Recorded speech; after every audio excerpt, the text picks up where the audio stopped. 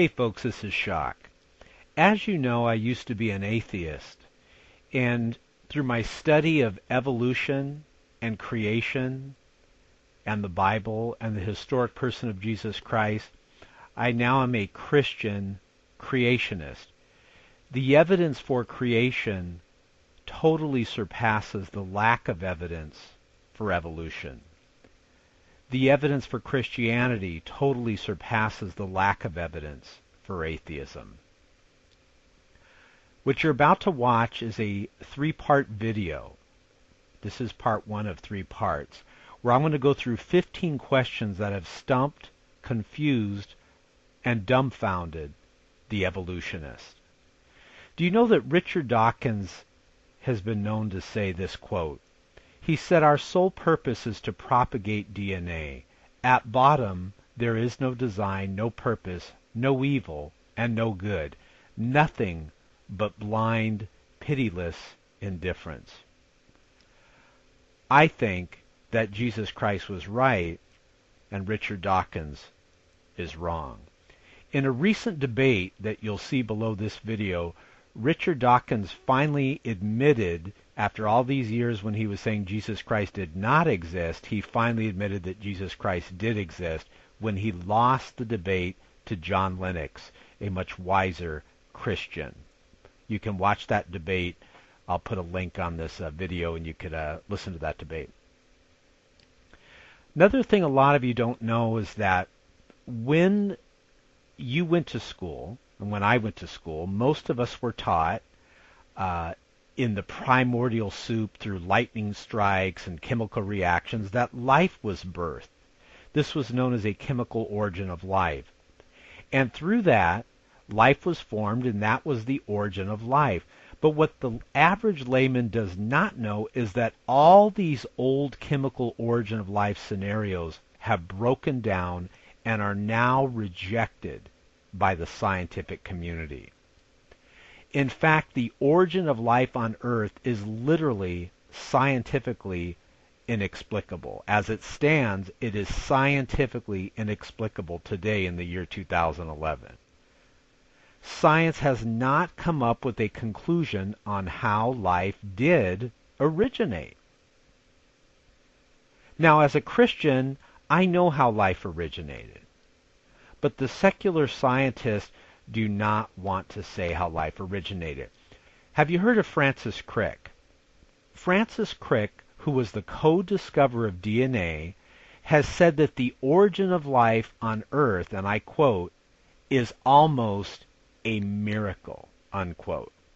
In fact, Crick was driven to the hypothesis that the origin of life was so improbable that he says it was probably seeded from some other planet elsewhere in the universe, and maybe it came here on meteorites, which is, of course, an unfalsifiable hypothesis. Philip Johnson's book, Darwin on Trial, states a truth that everybody knows is fact.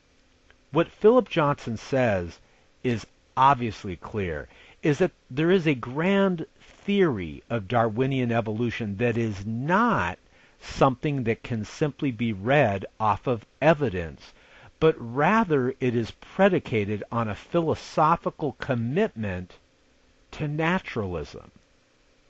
In other words, the grand theory of Darwinian evolution is hostile towards God.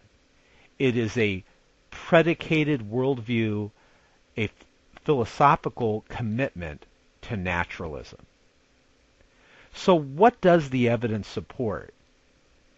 The evidence does not support macroevolution. You should look up the difference between micro and macroevolution. But this grand Darwinian synthesis represents a huge leap and false, dishonest extrapolation beyond what the evidence shows from the evidence of microevolution, which everybody believes in, to what is called macroevolution, which is to say that all life evolved from a primordial ancestor through only naturalistic mechanisms. So how can we be sure that macroevolution is true or proven, and is there evidence for it? Well, the answer is it's not true. The problem is this. The problem is that the fossil evidence stands starkly against macroevolution. Now, Darwin answered this problem by saying, well, maybe these transitional animals all existed in the past, and eventually they would be discovered. However, the fact is that paleontologists have unearthed a good deal of fossil remains of extinct animals since Darwin first published Origin of the Species, and to the disappointment of evolutionists, they have not found these transitional forms. Instead, what they have simply found are more distinct animals which have died off. You see the problem? See, if Darwinian evolution was true, there should be literally millions and millions of these transitional forms, but they are not found in the fossil records. For example, think of all the intermediate forms that would have to exist in order for a bat and a whale to be descended from a common ancestor. Yet we don't see Darwinian theory being correct. They are not there. They are nowhere. And a bat and a whale are both mammals and vertebrates. This is a major problem for this fictional Darwinian theory. It is a major problem. In the year 2011, I say it's time to be honest. Let's look at what science has proven. And the proof is that macroevolution clearly has some major problems. These transitional forms will never be found because you know it as well as I do, they are not there. The evidence is totally against us. In their book, The Anthropic Cosmological Principle, John Barrow and Frank Tipler, two physicists, Barrow and Tipler, they list at least 10 steps in the course of human evolution, for example, like the development of the eye, the development of photosynthesis, the development of aerobic respiration, the development of the inner skeleton, so forth and so on.